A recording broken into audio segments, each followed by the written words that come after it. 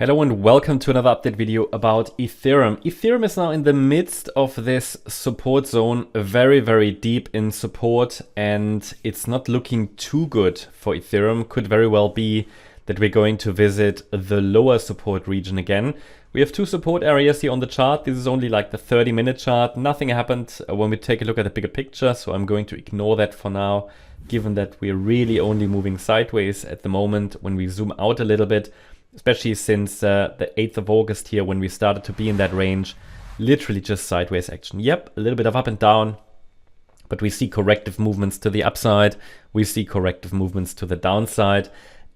Most recently, I've been watching here for a possible diagonal pattern to the upside.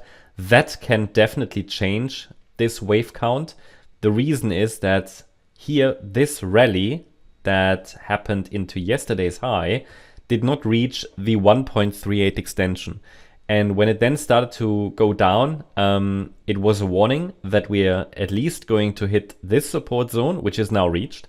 So that was a signal that we're likely going to get here at least, maybe even lower. And my last update yesterday that I sent to our gold members was late it was night, in the middle of the night. In the middle of the night, I didn't make another video, but I posted this as an update that it obviously didn't reach the 1.38 extension, which means the yellow scenario has become more likely. Micro support is defined between 2,553 and 2,601, but I would not expect it to hold. But we can still watch for support in this region. Yeah, what I mean with that is I wouldn't expect it. You know, it's sometimes people expect support to hold. I wouldn't, because this is obviously when it was posted. So we did get into the middle of that support region. So you could say next target reached. But the thing is, it's quite a rapid sell-off. And with the failure to reach that 1.38 extension, the yellow count has just become more likely, which means a test of the lower support region has become more likely. Why is that? Well, it is more likely because, let's go back to the live chart, to be a valid 5-wave move to the upside here, I needed the third wave to reach the 1.38 extension next. Okay, it didn't do that, so I cannot call that the third wave. I can't call that the fourth wave. It just doesn't have the right look. The third is too short, the fourth is actually quite deep then. So that's why the only way to really see this as a diagonal still, and bear in mind, diagonal patterns are fragile, they change very often, they have a high failure rate. Yesterday in our member live stream, someone asked me, is there a difference between a diagonal and an impulse when they have 5 waves, or when they are forming 5 waves? The main difference is, I mean, structurally there are many differences, but the main difference is that diagonals have a very high failure rate. So we never trust them, and they can easily fail. And you could say the white count is a bit of a hopium count here. That could be that this is either wave B of 3, but it would really need to hold 2,553. And again, I wouldn't expect it to hold.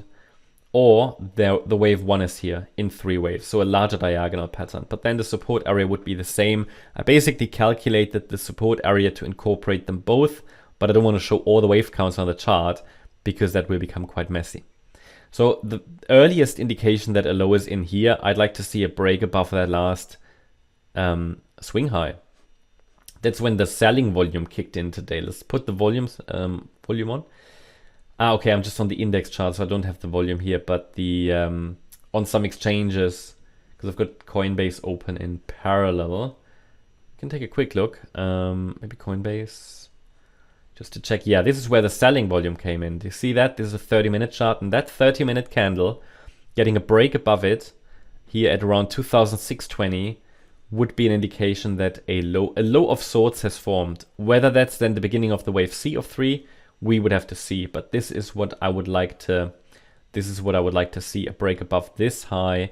And I will put a green line there just to indicate this is a possible, breakout point. Could even trigger maybe a mini short squeeze, just because there will be lots of stops for short sellers probably above that level. That's when the high volume kicks in, right? A lot of short sellers coming in, probably traded that trend line breakdown there, here, and put a stop above the last high. So, okay, they will have adjusted their stops to a degree possibly, but there is, again, breaking above that level where all the volume kicked in could be an indication the low is in. Until then, I would actually be watching for further downside, or at least be very mindful there could be. And then the next meaningful support area is between 2,394 and 2,509. That's the update about Ethereum. Hope you liked the update. If you did, please hit the like button, leave a comment and subscribe. And if you really like the content, then please check out the channel membership. Also, make sure that you follow us on Instagram and Twitter for additional content. Thanks a lot for watching. Bye-bye.